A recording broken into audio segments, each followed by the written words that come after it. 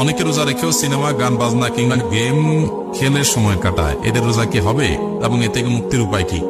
ভাইরা আমার, নবী করিম সাল্লাল্লাহু আলাইহি ওয়াসাল্লামের একটা হাদিস আমরা জানি, তিনি বলেছেন যে আসিয়ামু জুন্নাহ। হাদিসে বর্ণিত হয়েছে যে রোজা হলো ডাল স্বরূপ, মালাম ইয়াসরিখা, যত মধ্যে থেকে না ভাঙে। একটা ডাল যেরকম মানুষকে তরবারির আঘাত থেকে রক্ষা করে, রোজা মানুষকে জাহান্নামের আগুন থেকে রক্ষা করে। কিন্তু ডালটা যদি ভাঙা হয়, সেটা যেরকম তরবারির আঘাত থেকে রক্ষা করতে পারে না, কারণ রোজাটা যেরকম ভাঙা থাকলে ওই ভাঙা রোজা দিয়ে তার জাহান্নামের আগুন থেকে সে বাঁচতে পারে না। ভাঙা রোজা কোনটা?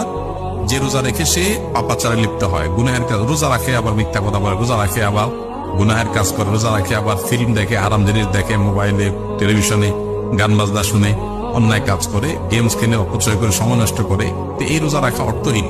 নবী করিম সাল্লাল্লাহু আলাইহি ওয়াসাল্লাম বলেছেন, মাল্লাম ইয়াদা কাওলা যুরি ওয়াল আমাল বিহি ফালাইসা লিল্লাহি হাজাতুন আন ইয়াদা তাআমাহু ওয়া শারাবাহু।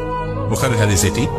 অর্থাৎ কেউ যদি রোজা রেখে মিথ্যা কথা, অনর্থক কথা এবং মিথ্যা কাজ এগুলো পরিহার না করে, তাহলে সে এই রোজা রেখে আল্লাহ তার উপবাস থেকে আমরা কোনো লাভ নাই, কারণ এটা উপবাস থাকার মতো, এটা রোজা না।